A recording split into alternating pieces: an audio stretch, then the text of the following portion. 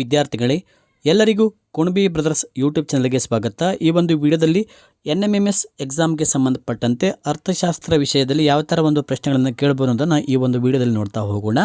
ಈ ಒಂದು ವಿಡಿಯೋ ತಮಗೆ ಇಷ್ಟ ಆದರೆ ತಪ್ಪದೆ ಈ ವಿಡಿಯೋಗೊಂದು ಲೈಕ್ ಮಾಡಿ ಹಾಗೆ ಶೇರ್ ಮಾಡಿ. ಮೊದಲದಾಗಿ ನೋಡಿ, ಆಡಮ್ ಸ್ಮಿತ್ ಅವರ ಪ್ರಕಾರ ಅರ್ಥಶಾಸ್ತ್ರದ ಅಧ್ಯಯನ ವಿಷಯ ಯಾವುದು ಅಂತ ಕೇಳಿದ್ದಾರೆ. ಆಪ್ಷನ್ ಎ ಬಂದುಬಿಟ್ಟು ಆರ್ಥಿಕ ಚಟುವಟಿಕೆಗಳು, ಬಿ ಸಂಪತ್ತು, ಸಿ ಆರ್ಥಿಕ ಸಮಸ್ಯೆಗಳು, ಡಿ ಆರೋಗ್ಯ ಅಂತ ಇದೆ ವಿದ್ಯಾರ್ಥಿಗಳೇ. ಇದಕ್ಕೆ ಸರಿಯಾದ ಉತ್ತರ ಸಂಪತ್ತು ಅನ್ನೋದು ಸರಿಯಾದ ಉತ್ತರ. Option B is the right answer. Okay, next ನೋಡಿ, ಅರ್ಥಶಾಸ್ತ್ರದ ಪ್ರಾಮುಖ್ಯತೆಗೆ ಸಂಬಂಧಿಸಿದಂತೆ ಸರಿಯಾದ ಹೇಳಿಕೆಗಳನ್ನು ಆಯ್ಕೆ ಮಾಡಿ. ಇಲ್ಲಿ ಅರ್ಥಶಾಸ್ತ್ರದ ಪ್ರಾಮುಖ್ಯತೆ ಬಗ್ಗೆ ಕೇಳ್ತಾ ಇದ್ದಾರೆ ನೋಡಿ. ಆಪ್ಷನ್ ಎ ಬಂದುಬಿಟ್ಟು ನೋಡಿ, ಆರ್ಥಿಕ ಸಮಸ್ಯೆಗಳಾದಂತಹ ಬಡತನ, ನಿರುದ್ಯೋಗ ಮುಂತಾದವುಗಳನ್ನು ತಿಳಿಯಲು ಸಹಾಯ ಮಾಡುತ್ತದೆ. ಆಪ್ಷನ್ ಬಿ ಸಾಮಾಜಿಕ ಅಸಮಾನತೆಯನ್ನು ಹೋಗಲಾಡಿಸಲು ಸಹಕರಿಸುತ್ತದೆ. ಬೆಲೆಗಳಲ್ಲಿ ಸ್ಥಿರತೆ ಕಾಯ್ದುಕೊಳ್ಳಲು ಸಲಹೆ ನೀಡಿ ಸಹಕರಿಸುತ್ತದೆ. ಡಿ ಪರಿಮಿತ ಸಂಪನ್ಮೂಲಗಳ ಗರಿಷ್ಠ ಬಳಕೆಗೆ ಸಲಹೆ ನೀಡುತ್ತದೆ ಅಂತ ಇದೆ ನೋಡಿ. ಇದಕ್ಕೆ ಸರಿಯಾದ ಉತ್ತರ ಆಪ್ಷನ್ ಡಿ, ಎ ಮತ್ತು ಸಿ, ಡಿ ಸರಿಯಾದ ಉತ್ತರ. ಎ ಸಿ ಡಿ ಇವು ಸರಿಯಾದ ಉತ್ತರ. ಓಕೆನಾ. ನೆಕ್ಸ್ಟ್ ನೋಡಿ, ಆರ್ಥಿಕ ಚಟುವಟಿಕೆಗಳಿಗೆ ಸಂಬಂಧಿಸಿದಂತೆ ತಪ್ಪಾದ ಹೇಳಿಕೆಯನ್ನು ಗುರುತಿಸಿ. ತಪ್ಪಾಗಿದೆ ಯಾವುದಂತ ಕೇಳಿದರೆ ಆಪ್ಷನ್ ಎ ಬಂದುಬಿಟ್ಟು ಶಿಕ್ಷಕ ಮನೆ ಪಾಠವನ್ನು ಹಣಕ್ಕಾಗಿ ಮಾಡುವುದು, ಒಬ್ಬ ವಿದ್ಯಾರ್ಥಿ ನೋಟ್ ಪುಸ್ತಕವನ್ನು ಕೊಂಡುಕೊಳ್ಳುವುದು, ಪೋಷಕರು ತಮ್ಮ ಮಗುವಿನ ಸೈಕಲ್ ರಿಪೇರಿ ಮಾಡುವುದು, ಅಂಗಡಿಯವನು ಹಣ್ಣನ್ನು ಮಾರುವುದು ಅಂತ ಇದೆ. ಇದಕ್ಕೆ ಸರಿಯಾದ ಉತ್ತರ ಆಪ್ಷನ್ ಬಿ, ಸಿ ಮಾತ್ರ. ಅಂದರೆ ಪೋಷಕರು ತಮ್ಮ ಮಗುವಿನ ಸೈಕಲ್ ರಿಪೇರಿ ಮಾಡುವುದು ಇದು ತಪ್ಪಾದ ಹೇಳಿಕೆ ಆಗಿರ್ತದೆ. Option C is the right answer. Okay, next ನೋಡಿ, ಟೈಲರ್ ನಮಗೆ ಬಟ್ಟೆ ಹೊಲೆದು ಕೊಡುತ್ತಾನೆ. ಇದು ಯಾವ ವಿಧದ ಆರ್ಥಿಕ ಚಟುವಟಿಕೆಯಾಗಿದೆ? ದರ್ಜಿ ಅಲ್ವಾ, ಒಂದು ಬಟ್ಟೆನ ಹೊಲಿದು ಕೊಡ್ತಾನೆ. ಅದು ಯಾವ ಥರ ಒಂದು ಚಟುವಟಿಕೆ ಆಗಿರ್ತದೆ ಅಂತ ಕೇಳಿದರೆ ಉತ್ಪಾದಕ ಚಟುವಟಿಕೆ, ಅನುಭೋಗ ಚಟುವಟಿಕೆ, ವಿನಿಮಯ ಚಟುವಟಿಕೆ, ವಿತರಣೆ ಚಟುವಟಿಕೆ ಅಂತ ಇದೆ.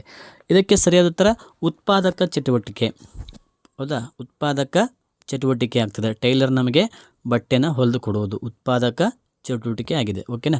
ನೆಕ್ಸ್ಟ್ ನೋಡಿ, ಅರ್ಥಶಾಸ್ತ್ರದ ಕೃತಿಯನ್ನು ಅಥವಾ ಅರ್ಥಶಾಸ್ತ್ರ ಕೃತಿಯನ್ನು ಬರೆದವರು ಯಾರು ಅಂತ ಕೇಳಿದರೆ Kautilya, Adam Smith, Alfred marshal, Vishakhadatta ಅಂತ ಇದೆ. ಸರಿಯಾದ ಉತ್ತರ ಕೌಟಿಲ್ಯ ಸರಿಯಾದ ಉತ್ತರ. ಅರ್ಥಶಾಸ್ತ್ರ ಬರೆದವರು ಕೌಟಿಲ್ಯ. ನೆಕ್ಸ್ಟ್ ನೋಡಿ, ವಿವಿಧ ಬಗೆಯ ಸರಕು ಮತ್ತು ಸೇವೆಗಳನ್ನು ಬಳಸುವವರು ಪೂರೈಕೆದಾರರು, ಉತ್ಪಾದಕರು, ಅನುಭೋಗಿಗಳು, ವಿತರಕರು. ಸೇವೆಗಳನ್ನು ಬಳಸುವವರು ಅಂತಂತ ಹೇಳಿದ್ದಾರೆ ನೋಡಿ. ಸರಿಯಾದ ಉತ್ತರ ಆಪ್ಷನ್ ಸಿ, ಅನುಭೋಗಿಗಳು. ಅನುಭೋಗಿ ಅಂತಂದರೆ ಉಪಯೋಗ ಮಾಡುವಂಥವ್ರು, ವಸ್ತುಗಳನ್ನು ಅಥವಾ ಪೂರೈಕೆ ಮಾಡಿದಂಥ ವಸ್ತುಗಳನ್ನು ಉಪಯೋಗ ಮಾಡೋರು ಅನುಭೋಗಿಗಳು, ಅನುಭವಿಸುವವರು. Option C is the right answer. Okay, next ನೋಡಿ, ಹಾಗೆ ವಿದ್ಯಾರ್ಥಿಗಳು ಇದುವರೆಗೂ ನಮ್ಮ ಕುಣಬಿ ಬ್ರದರ್ಸ್ ಯೂಟ್ಯೂಬ್ ಚಾನಲ್ನ ಯಾರು ಸಬ್ಸ್ಕ್ರೈಬ್ ಮಾಡಿಕೊಂಡ್ರೆ ಸಬ್ಸ್ಕ್ರೈಬ್ ಮಾಡಿಕೊಳ್ಳಿ. ಹಾಗೆ ಇದೇ ಥರ ನಿಮಗೆ ಇನ್ನೂ ಹೆಚ್ಚಿನ ರೀತಿಯ ವೀಡಿಯೋಸ್ಗಳು ಬೇಕಾದಲ್ಲಿ ಕಾಮೆಂಟ್ ಮಾಡಿ ತಿಳಿಸಿ. ಓಕೆನಾ. ಮಾರುಕಟ್ಟೆಯಲ್ಲಿ ಈರುಳ್ಳಿಯ ಬೆಲೆಯು ಕೆಜಿ 15 ರೂಪಾಯಿಗಳಿದ್ದಾಗ 10 ಟನ್ಗಳಷ್ಟು ಈರುಳ್ಳಿ ಮಾರಾಟವಾಯಿತು. ಅದೇ ರೀತಿ ಈರುಳ್ಳಿಯ ಬೆಲೆಯು ಕೆಜಿ 10 ರೂಪಾಯಿ ಇದ್ದಾಗ 15 ಟನ್ಗಳಷ್ಟು ಈರುಳ್ಳಿ ಮಾರಾಟವಾಯಿತು. ಮಾರುಕಟ್ಟೆಯ ಈ ಸ್ಥಿತಿಯ ಬೇಡಿಕೆಯು ಈ ವಿನಿಮಯಕ್ಕೆ ಸಂಬಂಧಿಸಿದೆ ಅಂತ ಇದೆ.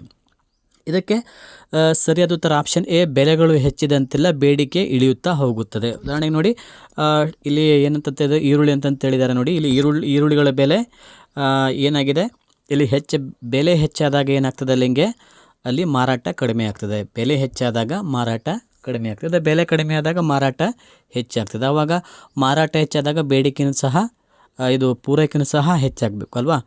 ಹಾಗಾದರೆ option A is the right answer. Okay, next ನೋಡಿ, ಮಾರುಕಟ್ಟೆಯಲ್ಲಿ ಗೊತ್ತಾದ ಬೆಲೆಗೆ ಮಾರಾಟಕ್ಕಾಗಿ ಸಿದ್ಧವಾಗಿರುವ ಸರಕು ಸೇವೆಗಳ ಪ್ರಮಾಣ ಬೇಡಿಕೆನ ಉತ್ಪಾದನೆ, ಪೂರೈಕೆ, ವಿತರಣೆ ಅಂತ ಇದೆ. ಇದಕ್ಕೆ ಸರಿಯಾದ ಉತ್ತರ ಆಪ್ಷನ್ ಸಿ, ಪೂರೈಕೆ ಅನ್ನೋದು ಸರಿಯಾದ ಉತ್ತರ ಸ್ನೇಹಿತರೆ. ಯಾವುದು? ಪೂರೈಕೆ ಸರಿಯಾದ ಉತ್ತರ. Option C is the right answer.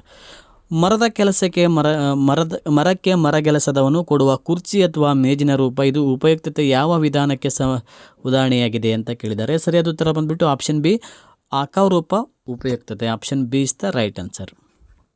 Okay, next ನೋಡಿ, ಹಣದ ರೂಪದಲ್ಲಿ ವ್ಯಕ್ತವಾಗುವ ಮೌಲ್ಯ ಅಂತ ಕೇಳಿದ್ದಾರೆ. ಹಣದ ರೂಪದಲ್ಲಿ ವ್ಯಕ್ತವಾಗುವಂಥ ಮೌಲ್ಯ ಬೆಲೆ.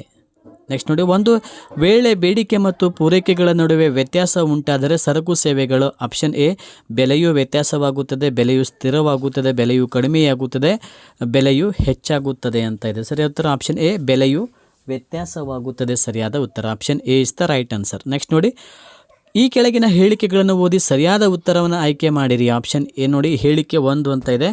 ಏರುತ್ತಿರುವ ರಾಷ್ಟ್ರೀಯ ವರಮಾನದ ಆರ್ಥಿಕ ಪ್ರಗತಿಯ ಸಂಕೇತ ಅಂತ ಇದೆ.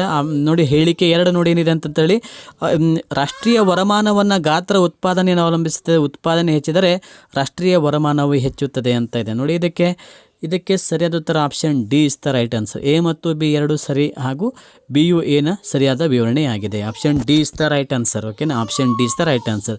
ಓಕೆ, ನೆಕ್ಸ್ಟ್ ನೋಡಿ, ನೆಕ್ಸ್ಟ್ ತಲಾ ವರಮಾನಕ್ಕೆ ಸಂಬಂಧಿಸಿದಂತೆ ಕೆಳಗಿನ ಯಾವ ಹೇಳಿಕೆಗಳು ಸರಿಯಾಗಿವೆ? 1, ರಾಷ್ಟ್ರದ ಆದಾಯವನ್ನು ಆ ದೇಶದ ಒಟ್ಟು ಜನಸಂಖ್ಯೆಯಿಂದ ಭಾಗಿಸಿದರೆ ತಲಾ ವರಮಾನವು ಲಭಿಸುತ್ತದೆ. ರಾಷ್ಟ್ರೀಯ ವರಮಾನ ಹೆಚ್ಚಾಗಿದ್ದರೆ ತಲಾ ವರಮಾನವು ಹೆಚ್ಚಾಗಿರುತ್ತದೆ. ರಾಷ್ಟ್ರೀಯ ವರಮಾನ ಕಡಿಮೆಯಾದಂತೆ ತಲಾ ವರಮಾನವು ಕಡಿಮೆಯಾಗುತ್ತದೆ. ತಲಾ ವರಮಾನವು ರಾಷ್ಟ್ರಗಳ ಆರ್ಥಿಕ ಸ್ಥಿತಿಯನ್ನು ತಿಳಿಸುತ್ತದೆ ಅಂತ ಇದೆ. ಇದಕ್ಕೆ ಸರಿಯಾದ ಉತ್ತರ ಆಪ್ಷನ್ ಸಿ, ರಾಷ್ಟ್ರೀಯ ವರಮಾನ. ನೋಡಿ option C, A B C D ಇವೆಲ್ಲಷ್ಟು ಸರಿಯಾಗಿವೆ. Option C is the right answer. Next ನೋಡಿ, ದೈಹಿಕ ಶ್ರಮಕ್ಕೆ ದೈಹಿಕ ಶಕ್ತಿ ಅಗತ್ಯ, ಅದೇ ರೀತಿ ಮಾನಸಿಕ ಶ್ರಮಕ್ಕೆ ಇದು ಅವಶ್ಯಕ. ಬುದ್ಧಿಶಕ್ತಿ, ವಿದ್ಯಾರ್ಹತೆ, ಅನುಭವ, ಶ್ರಮದ ಘನತೆ ಅಂತ ಇದೆ. ಇದಕ್ಕೆ ಸರಿಯಾದ ಉತ್ತರ ಆಪ್ಷನ್ ಎ, ಬುದ್ಧಿಶಕ್ತಿ ಸರಿಯಾದ ಉತ್ತರ. ಬುದ್ಧಿಶಕ್ತಿ. ಓಕೆನಾ, option A is the right answer. Okay, next ನೋಡಿ, ಓಕೆ, ನೆಕ್ಸ್ಟ್ ಕ್ವಶನ್ಸ್ಗಳನ್ನು ನೆಕ್ಸ್ಟ್ ವಿಡಿಯೋದಲ್ಲಿ ಮತ್ತೆ ಮುಂದಿನ ಒಂದು ಸೀಸನ್ನಲ್ಲಿ ಡಿಸ್ಕಷನ್ ಮಾಡೋಣ ವಿದ್ಯಾರ್ಥಿಗಳೇ. ಇಲ್ಲಿಯವರೆಗೆ ಈ ಒಂದು ವಿಡಿಯೋ ನೋಡಿದ್ದಕ್ಕೆ ಧನ್ಯವಾದಗಳು. ಇದೇ ಥರ ನಿಮಗೆ ಇನ್ನೂ ಹೆಚ್ಚಿನ ರೀತಿಯ ವೀಡಿಯೋಸ್ಗಳು ಬೇಕಾದಲ್ಲಿ ನಮ್ಮ ಕುಣಬಿ ಬ್ರದರ್ಸ್ ಯೂಟ್ಯೂಬ್ ಚಾನಲನ್ನು ಸಬ್ಸ್ಕ್ರೈಬ್ ಮಾಡಿಕೊಳ್ಳಿ. ಧನ್ಯವಾದ.